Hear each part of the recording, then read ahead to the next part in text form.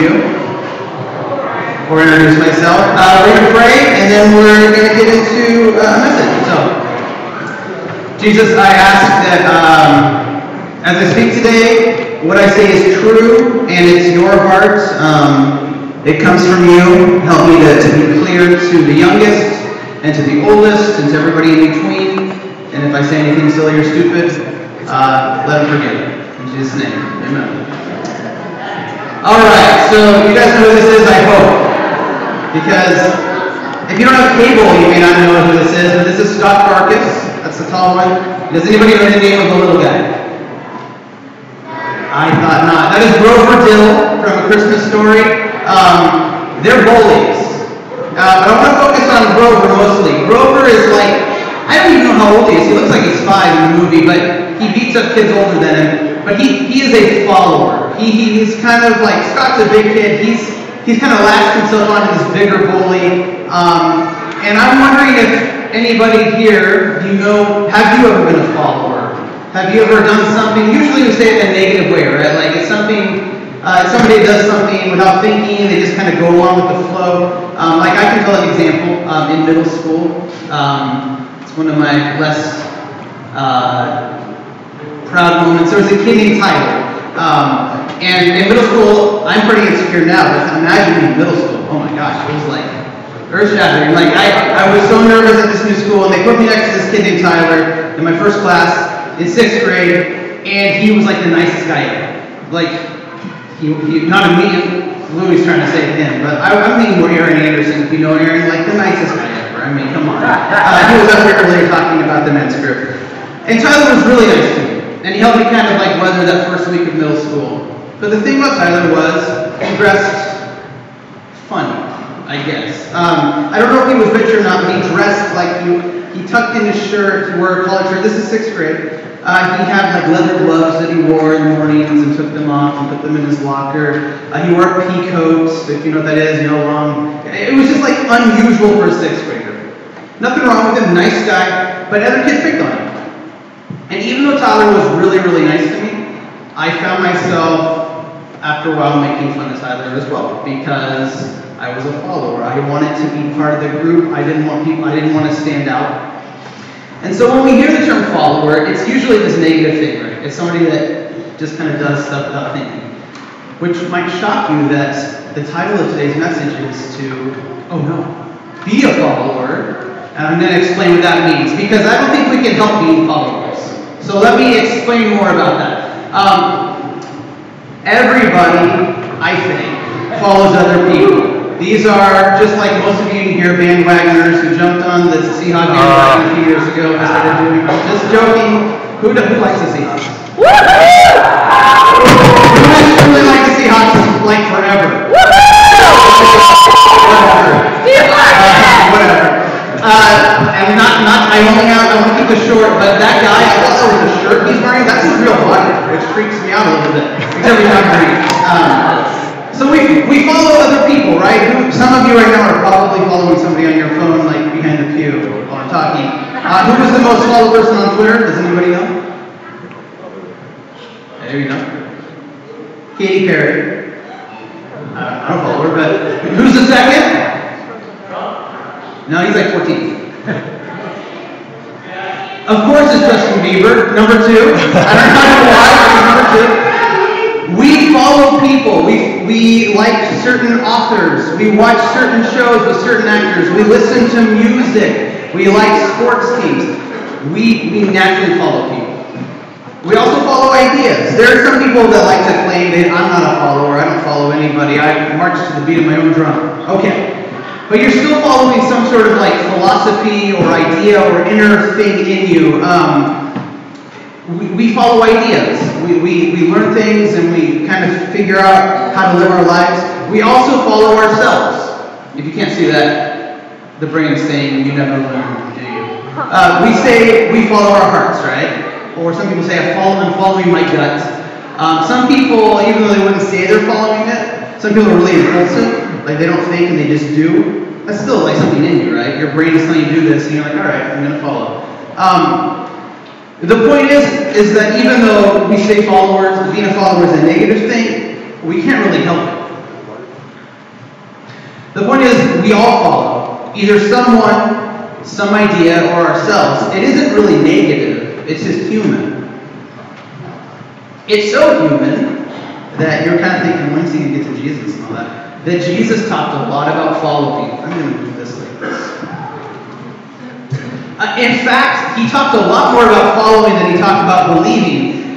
But like Christians like to call themselves believers, right? Like, we're believers. I believe in Jesus, and that's valid. But Jesus talked a lot more, or used the word a lot more following than he really ever did about believing. I don't think he said this, but Jesus was the Son of God. He could have prophesied this. He had followers before Twitter.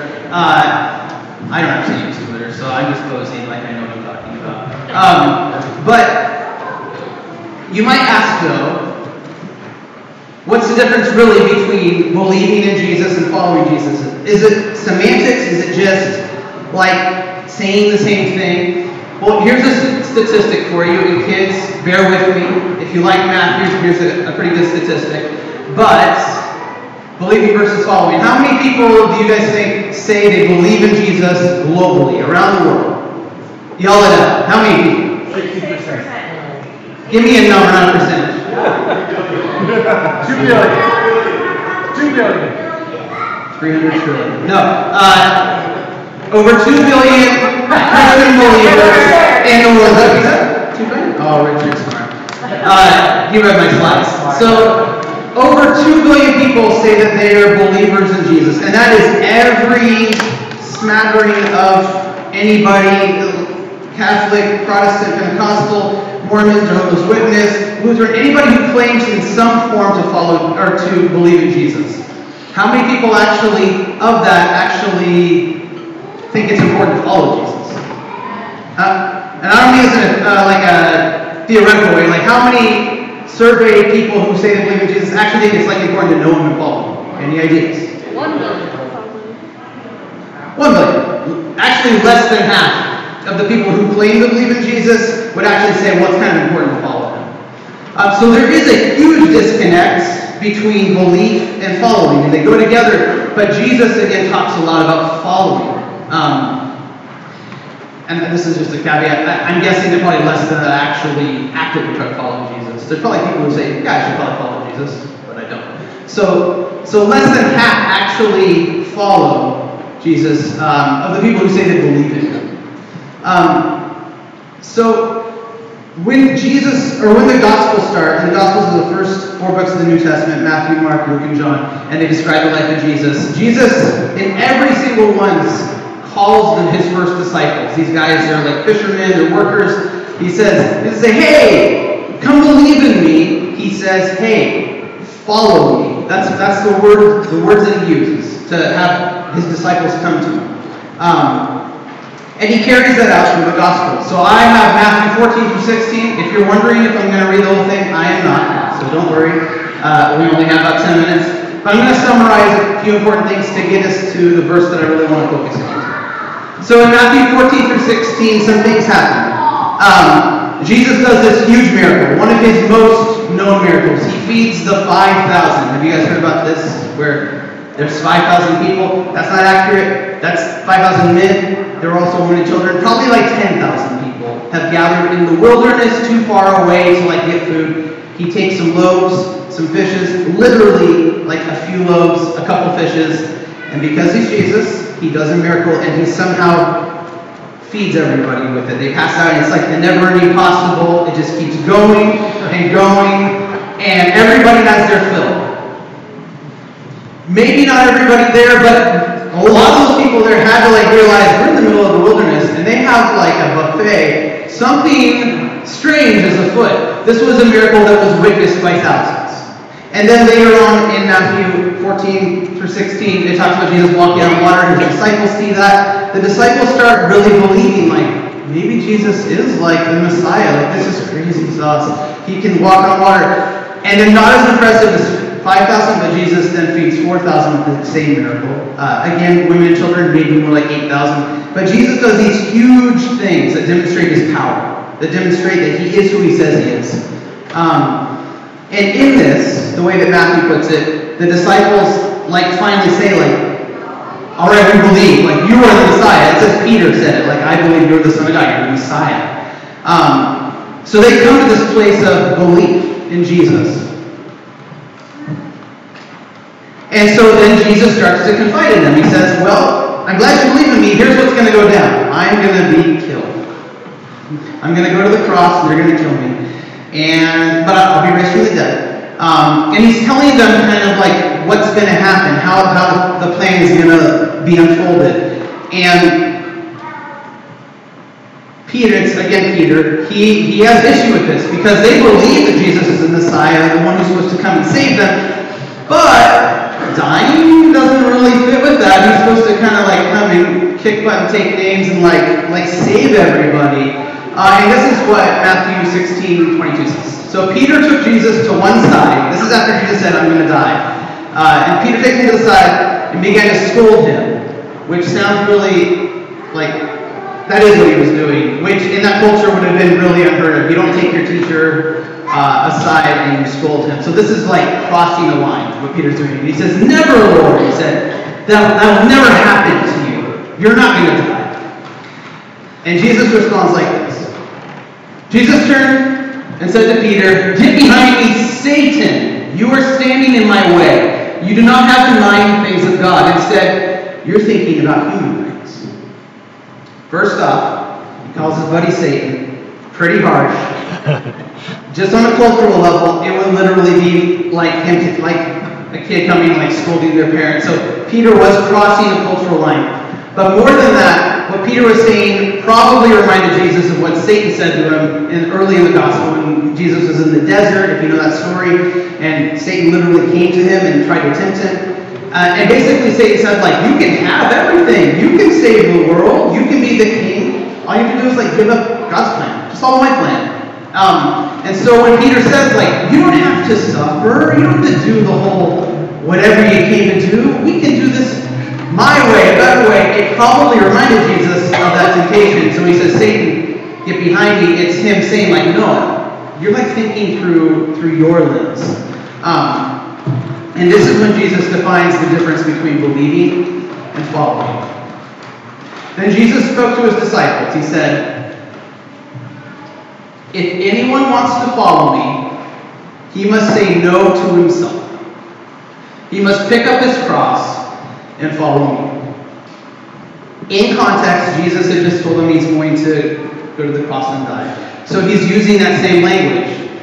Like, I'm so glad you guys believe that I'm the Messiah. Peter, I'm so glad that you think I'm the Son of God. But real following means that you do what I do. It doesn't mean doing just kind of, hey, I'm with Jesus, he's my homie and my buddy. It actually means doing the things that Jesus does. And in this context, Jesus knows that he's going to be killed. And he says, like, you have to be willing to give up your life to follow me. So, flash forward to where we're at. I think, yes, that is true that we give our life to Jesus. Luckily, I don't think anybody in here will probably ever have to make that choice of like going to death for Jesus. Although that happens in the world, in places. But for us, what's applicable is like following Jesus means saying no to ourselves, right? It's not getting our own way. It means following Jesus is never easy. I think Dusty even said this last week. Like, the Jesus way is often kind of a little painful. Not this painful, way like to death, but like even having to do the things that Jesus does, it's uncomfortable, it's painful. This is, well, you know what that is. And so like, I would call this patience because she's still smiling. And maybe she's really thinking I want to kill my children, but she's smiling. And to do this, have patience in hard times, to have joy in hard times. That's a Jesus thing, right? It's not easy. To be selfless, to be generous and share, that's a Jesus thing. That would be following things, the type of things Jesus does. It's not always easy, especially at this age. That's pretty impressive. And yes, they're both eating it, which is way better than sharing with your dog and you sick people that do that. So, who does that? Who's going to admit it? Jack, I can't call you a sick person, I'm sorry. So, now the cat. I would share with the cat.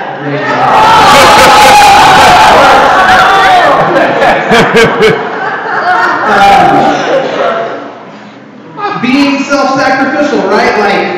Like I'm guessing 2 different competing athletes, she fell, she helped her finish the race. It means making decisions that maybe cost us.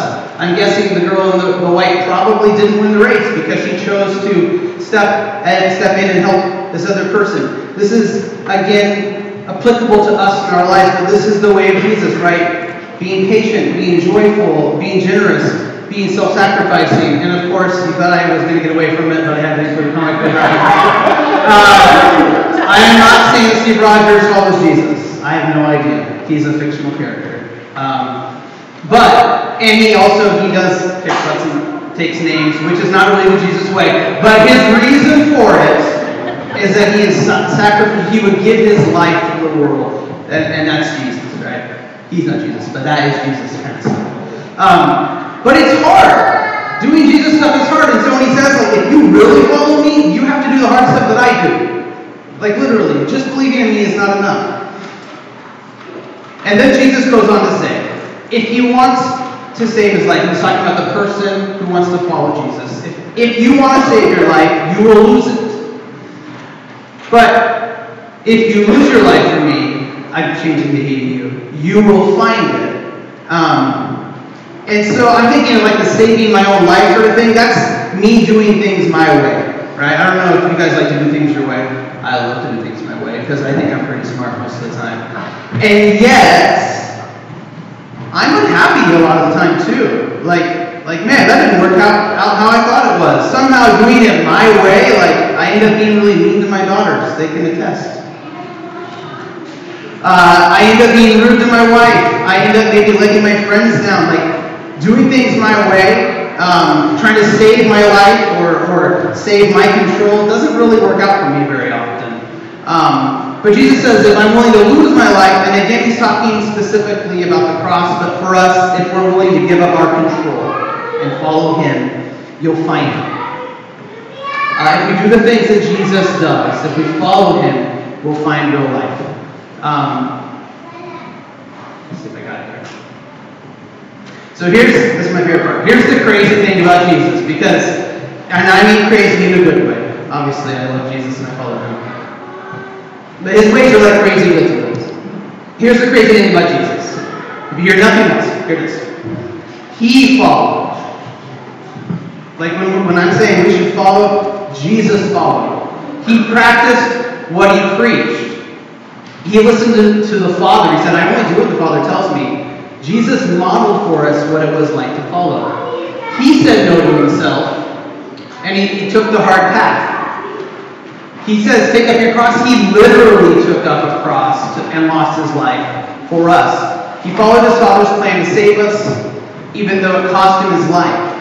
And here's the deal, and if the Jesus story is new to you, but Easter, it happens every year, right? He found it again. Jesus modeled exactly what following was, because he himself was a follower of the Father.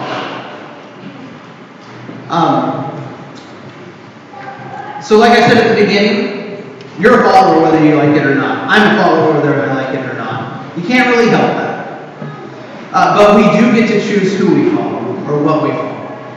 And I'm here to say, go Jesus. You should follow Jesus because his way truly does lead to life. So with that, we're going to take time real quick and we'll do a quick prayer thing and we'll see where we're at. So could I have my ushers come forward?